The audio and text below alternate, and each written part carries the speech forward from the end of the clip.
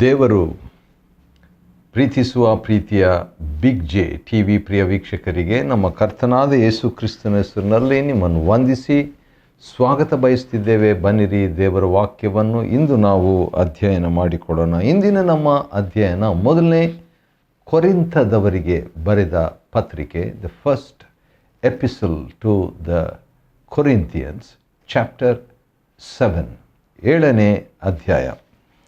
7ನೇ ಅಧ್ಯಾಯ ಮೊದಲನೇ ಕೊರಿಂಥ, ಇದರಲ್ಲಿ ನಾವು ನೋಡುವಾಗ ಜೀವನದ 13 ಸಿದ್ಧಾಂತಗಳನ್ನು ನಾವು ನೋಡಿಕೊಡಬಹುದು. 13 ಪ್ರಿನ್ಸಿಪಲ್ಸ್ ಆಫ್ ಲೈಫ್. ಜೀವನದ 13 ಸಿದ್ಧಾಂತಗಳು. ಇದು ಕುಟುಂಬಕ್ಕೆ ಸಂಬಂಧಿಸಿದೆ.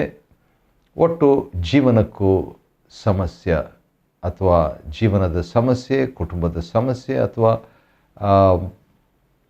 ಒಟ್ಟು ಜೀವನಕ್ಕೆ ಅನ್ವಯವಾಗುವಂಥ ಸಿದ್ಧಾಂತಗಳು. 13 ಪ್ರಿನ್ಸಿಪಲ್ಸ್ ಆಫ್ ಲೈಫ್. ಜೀವನದ 13 ಸಿದ್ಧಾಂತಗಳು.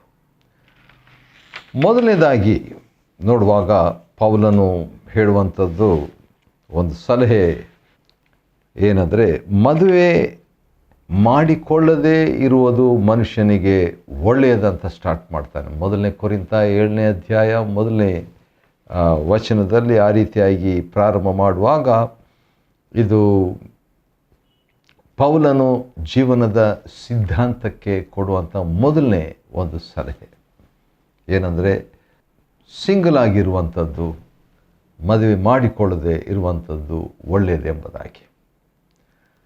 ಆ ರೀತಿಯಾಗಿ ಹೇಳಿಬಿಟ್ಟು 2ನೇ ವಚನದಲ್ಲಿ ಅನೈತಿಕತೆ ಹೆಚ್ಚಾಗಿರುವುದರಿಂದ ಪ್ರತಿಯೊಬ್ಬೊಬ್ಬನೂ ಮದುವೆ ಮಾಡಿಕೊಳ್ಳುವಂಥದ್ದು ಒಳ್ಳೆಯದು ಎಂಬುದಾಗಿ. ಹಾಗಾದರೆ ಜೀವನದ ಮೊದಲನೇ ಸಿದ್ಧಾಂತದೇ ಸಿಂಗಲ್ ಆಗಿರುವಂಥದ್ದು ಒಳ್ಳೆಯದು ಎಂಬುದಾಗಿ. 2ನೇದು, ಒಂದು ವೇಳೆ ಅನೈತಿಕತೆಯ ನಿಮಿತ್ತದಿಂದ ಮದುವೆ ಮಾಡಿಕೊಳ್ಳುವುದು ಒಳ್ಳೆಯದು ಎಂಬುದಾಗಿ. ಹಾಗಾದರೆ ಇದು ಪೌಲನು ಕೊಡುವಂಥ ಒಂದು ಕಾರಣ. ಇನ್ನು ಕೆಲವು ಕಾರಣಗಳಿದ್ದಾವೆ, ಆದರೆ ಒಂದು ಕಾರಣ ಆ ರೀತಿಯಾಗಿ 2ನೇ ವಚನದಲ್ಲಿ ಹೇಳಿರುವಂಥದ್ದು, ಅದು ಪ್ರಾಯೋಗಿಕವಾದಂಥ ಒಂದು ಸಲಹೆ. 3ನೇ ಸಿದ್ಧಾಂತ, ಜೀವನದ ಮೊದಲನೇ ಕೊರಿಂಥ 7ನೇ ಅಧ್ಯಾಯ, ಅದನ್ನು 2 ಭಾಗವಾಗಿ ವಿಭಾಗಿಸಿ ನಾವು ಅಧ್ಯಯನ ಮಾಡಿಕೊಳ್ತಿದ್ದೇವೆ.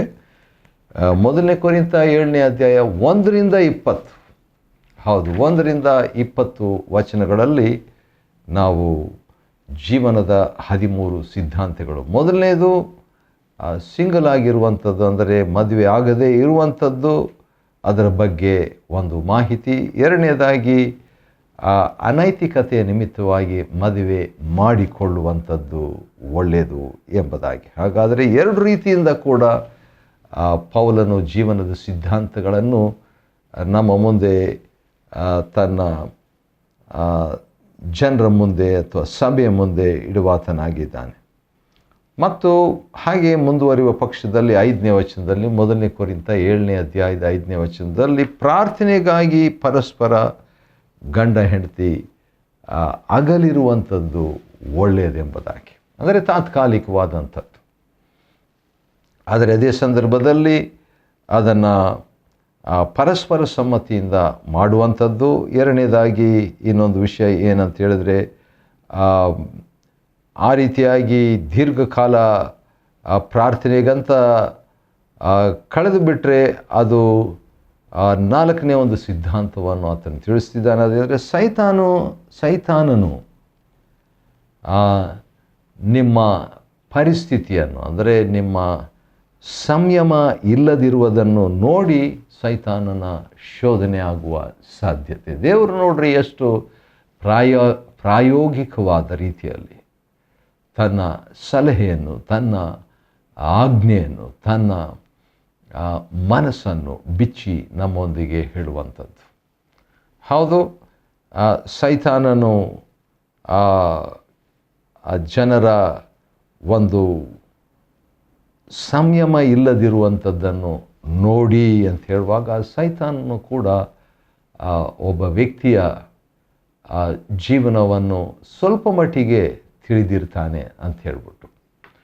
ದೇವರು ಸರ್ವಶಕ್ತನು, ಸರ್ವಜ್ಞಾನಿ, ಸರ್ವವ್ಯಾಪಿ. ಆದರೆ ಸೈತಾನು ಸರ್ವಜ್ಞಾನಿ ಅಲ್ಲ, ಸರ್ವವ್ಯಾಪಿ ಅಲ್ಲ, ಸರ್ವಶಕ್ತನೂ ಅಲ್ಲ.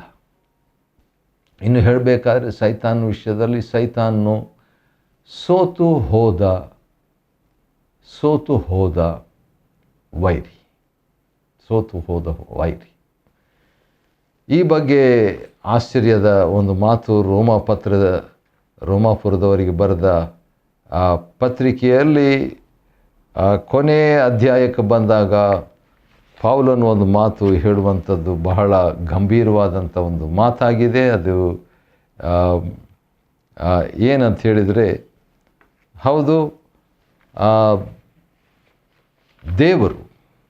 ದೇವರು ಸೈತಾನನನ್ನು ಶೀಘ್ರವಾಗಿ ನಿಮ್ಮ ಕಾಲುಗಳ ಕೆಳಗೆ ಹಾಕುವುದರ ಬಗ್ಗೆ ಹೇಳ್ತಾ ಇದ್ದಾನೆ.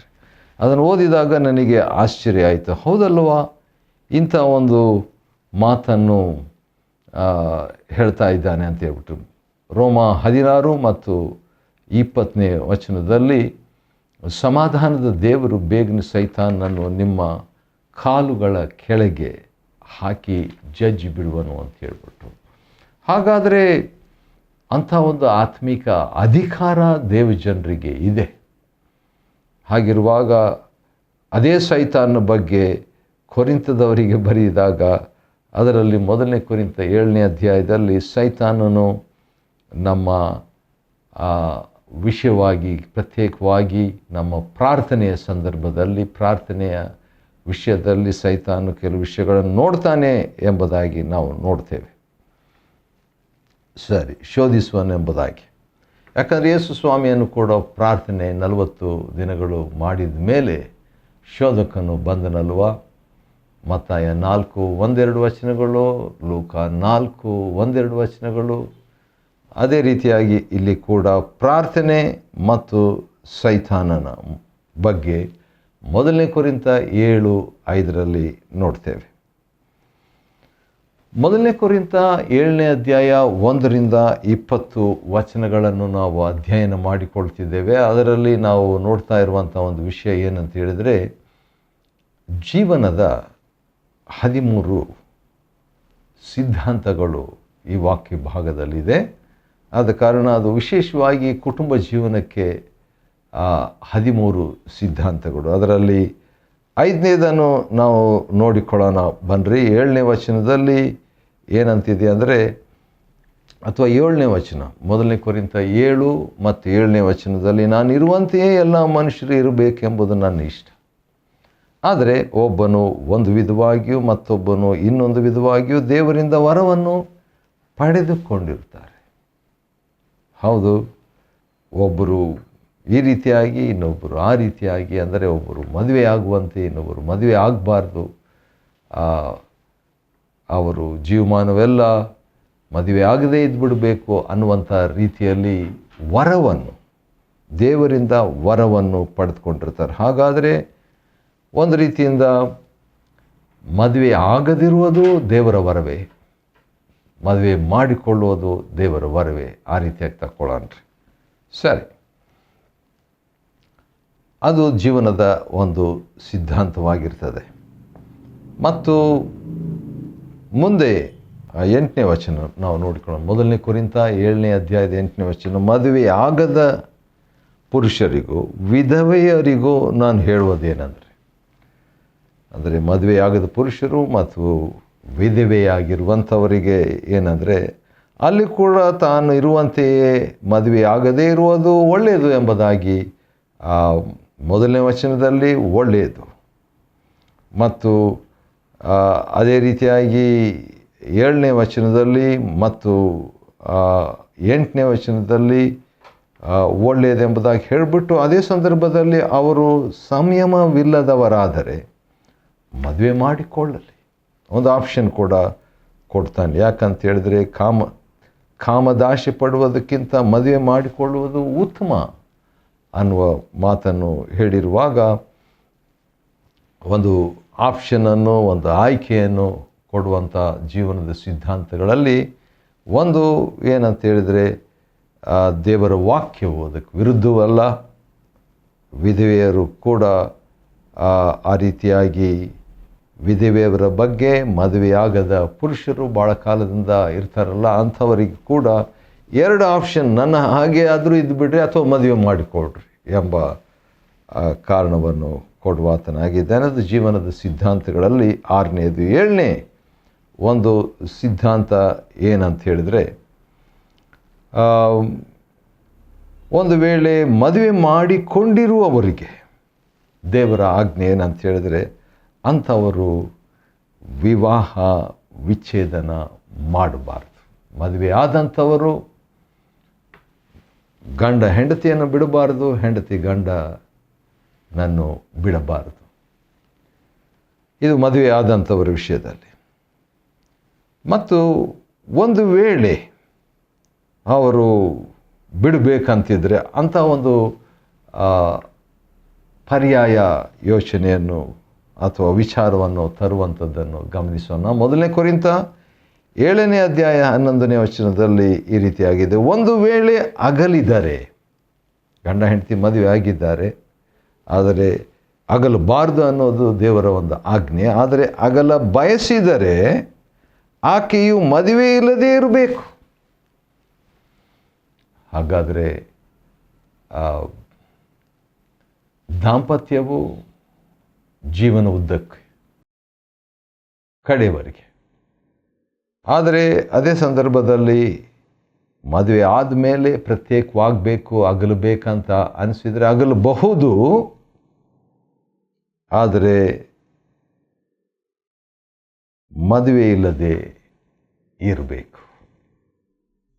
ಹಾಗಾದರೆ ವಿವಾಹ ವಿಚ್ಛೇದನವಿಲ್ಲ, ನೋ ಡಿವೋರ್ಸ್, ಮತ್ತು ಪುನಃ ಮದುವೆ ಇಲ್ಲ, ನೋ ರಿಮ್ಯಾರೇಜ್. ಆ ರೀತಿಯಾಗಿ ಇಲ್ಲಿ ಪೌಲನ ಒಂದು ಮಾತುಗಳು ದೇವರ ವಾಕ್ಯ ಅಂದರೆ ಜೀವನದ ಸಿದ್ಧಾಂತಗಳು ಅನ್ನುವ ಒಂದು ಶಿರೋನಾಮೆಯಲ್ಲಿ ಇಷ್ಟೊಂದು ವಿಷಯಗಳನ್ನು ನಾವು ಕಲಿತಿದ್ದೇವೆ. 8 ವಿಷಯಗಳು ನಾವು ಕಲಿತಿದ್ದಾಯಿತು. 9ನೇ ವಿಷಯ ಈಗ ಇನ್ನೊಂದು ವಿಧವಾದಂಥ ಒಂದು ಸಮಸ್ಯೆಗೆ ಉತ್ತರ ಕೊಡ್ತಾನೆ ರೀ. ಉಳಿದವರಿಗೆ 12ನೇ ವಚನ, 1 ಕೊರಿಂಥ 7:12, ಉಳಿದವರಿಗೆ ಕರ್ತನಿಂದ ಮಾತು ಇಲ್ಲವಾದರೂ ನಾನು ಹೇಳುವುದೇನೆಂದರೆ, ಅಂದರೆ ದೇವರಿಂದ ವಾಕ್ಯ ಇಲ್ಲ, ಆದರೆ ನನ್ನ ಅಭಿಪ್ರಾಯ ನಾನು ಕೊಡ್ತೀನಿ ಅಂತ ಹೇಳ್ತಿದ್ದಾನೆ ರೀ. ಹೇಳ್ಬಿಟ್ರು, ಒಬ್ಬ ಸಹೋದರನಿಗೆ ಕ್ರೈಸ್ತ ವಿಶ್ವಾಸಿ ಅಲ್ಲದೆ ಹೆಂಡತಿ ಇರಲಾಗಿ, ಅಂದರೆ ಒಬ್ಬ ಈಗಾಗಲೇ ಮದುವೆ ಆಗಿಬಿಟ್ಟಿದ್ದಾರೆ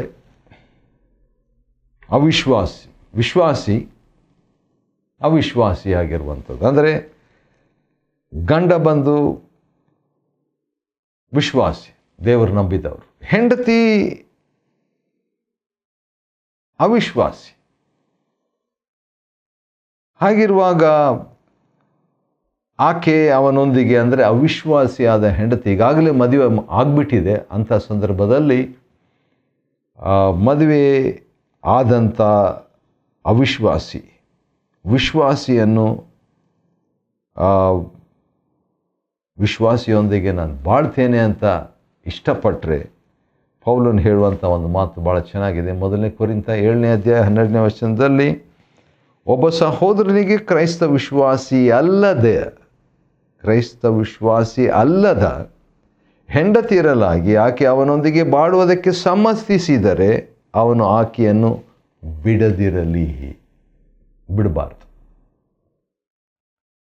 ಗಂಡ ವಿಶ್ವಾಸಿಯಾಗಿ ಹೆಂಡತಿ ಅವಿಶ್ವಾಸಿಯಾಗಿ, ಅಥವಾ ಹೆಂಡತಿ ವಿಶ್ವಾಸಿಯಾಗಿ ಗಂಡ ಅವಿಶ್ವಾಸಿಯಾಗಿ ಆಗಿಬಿಟ್ಟಿದ್ರೆ ಈಗಾಗಲೇ ಅಂಥವರು ಒಬ್ಬರೊಂದಿಗೊಬ್ಬರು ಬಾಳುವುದಕ್ಕೆ ಸಮ್ಮತಿಸಿದರೆ ಅವರು ಬಿಡಬಾರ್ದು ಅನ್ನುವಂಥ ಮಾತು.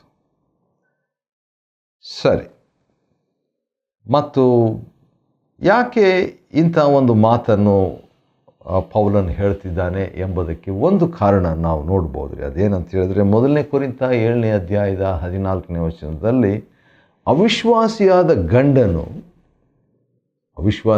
ಗಂಡನು ಅಥವಾ ಹೆಂಡತಿ, ಅವಿಶ್ವಾಸಿಯಾದ ಗಂಡನು ತನ್ನ ವಿಶ್ವಾಸಿಯಾದ ಹೆಂಡತಿಯಿಂದ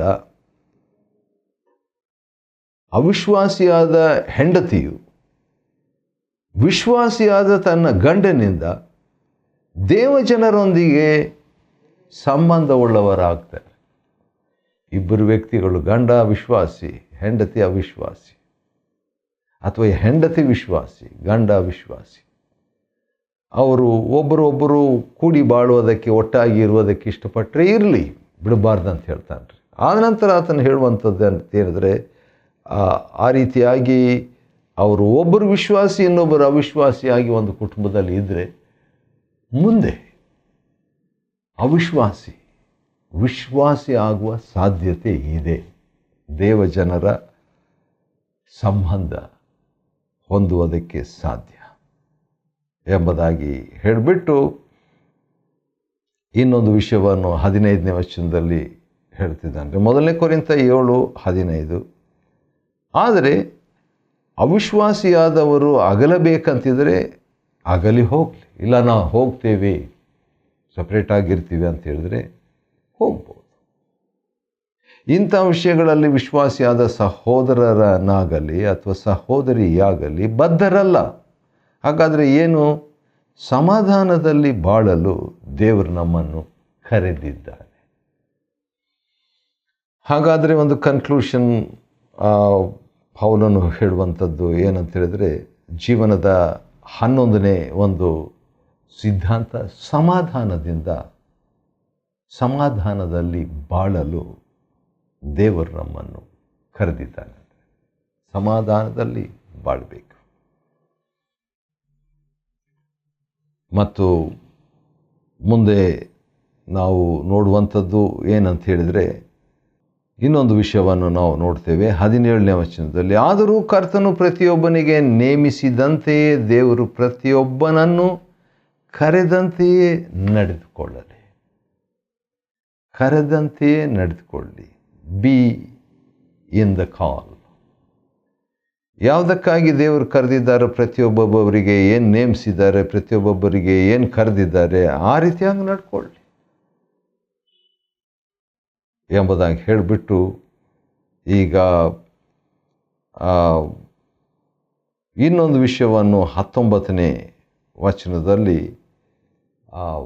ಒಳ್ಳೆ ಒಂದು ಮುಕ್ತಾಯವನ್ನು ಪೌಲನು ಕೊಡ್ತಾನೆ ರೀ. ಅದೇನಂತ ನೋಡ್ಕೊಳ್ಳೋಣ ಬನ್ನಿರಿ.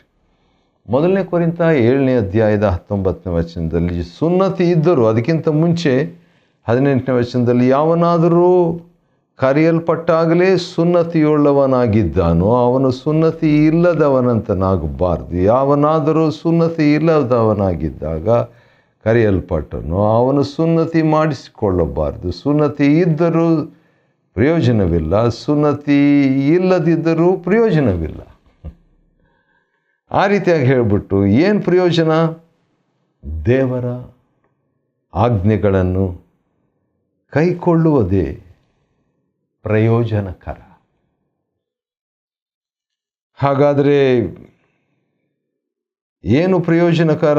ಈ ಒಂದು ಜೀವನದ ಸಿದ್ಧಾಂತಗಳು 13 ನಾವು 1 ಕೊರಿಂಥ 7:1-20 ವಚನಗಳಲ್ಲಿ ನೋಡ್ಕೊಳ್ತಾ ಇದ್ದೇವೆ. ಆ ರೀತಿಯಾಗಿ ನೋಡ್ಕೊಳ್ಳುವಾಗ ಏನು ಪ್ರಯೋಜನಕರ ಅಂತ ಹೇಳ್ಬಿಟ್ಟು ನೋಡುವಾಗ, ದೇವರ ಆಜ್ಞೆಗಳನ್ನು ಕೈಗೊಳ್ಳುವುದೇ ಪ್ರಯೋಜನಕರ. ಹಾಗಾದರೆ ದೇವರ ಆಜ್ಞೆಗಳನ್ನು ಕೈಕೊಳ್ಳುವಂಥದ್ದು ಏನೆಂಬುದಾಗಿ ನಾವು ತಿಳ್ಕೊಬೇಕಾದ್ರೆ ದೇವರ ಆಜ್ಞೆಗಳನ್ನು ತಿಳ್ಕೊಳ್ಬೇಕು. ಯಾಕಂದರೆ ದೇವರ ಆಜ್ಞೆಗಳನ್ನು ತಿಳ್ಕೊಳ್ಳದೆ ನಾವು ಕೈಕೊಂಡು ನಡೆಯೋದಕ್ಕಾಗಲ್ಲ. ಯಾರೋ ಒಬ್ಬರು ಯೇಸು ಸ್ವಾಮಿಯ ಒಂದು ಆಜ್ಞೆಗಳು ಎಷ್ಟಂತ ಲಿಸ್ಟ್ ಮಾಡಿದಾಗ, ಒಂದು ಪಟ್ಟಿ ಮಾಡಿದಾಗ 147 ಆಜ್ಞೆಗಳು ಅಂತ ನೋಡಿದರು. ಆದ ಕಾರಣ ನೀವು ನನ್ನನ್ನು ಪ್ರೀತಿಸುವುದಾದರೆ ನನ್ನ ಆಜ್ಞೆಗಳನ್ನು ಕೈಕೊಂಡು ನಡೀರಿ ಅಂತ ಹೇಳಿದಾಗ ಅದೇ ಪ್ರಾಮುಖ್ಯ ದೇವರ ವಾಕ್ಯಕ್ಕೆ ಸರಿಯಾಗಿ ನಡ್ಕೊಳ್ಳುವಂಥ ಒಂದು ವಿಷಯ. 1 ಕೊರಿಂಥ 7:1-20 ವಚನಗಳಲ್ಲಿ ಜೀವನದ 13 ಸಿದ್ಧಾಂತಗಳನ್ನು ಅಧ್ಯಯನ ಮಾಡಿಕೊಳ್ಳುವಂತೆ ದೇವರು ಕೊಟ್ಟ ಕೃಪೆಗಾಗಿ ಆತನಿಗೆ ಸ್ತೋತ್ರವಾಗಲಿ. ದೇವರು ನಿಮ್ಮನ್ನು ಆಶೀರ್ವದಿಸಲಿ.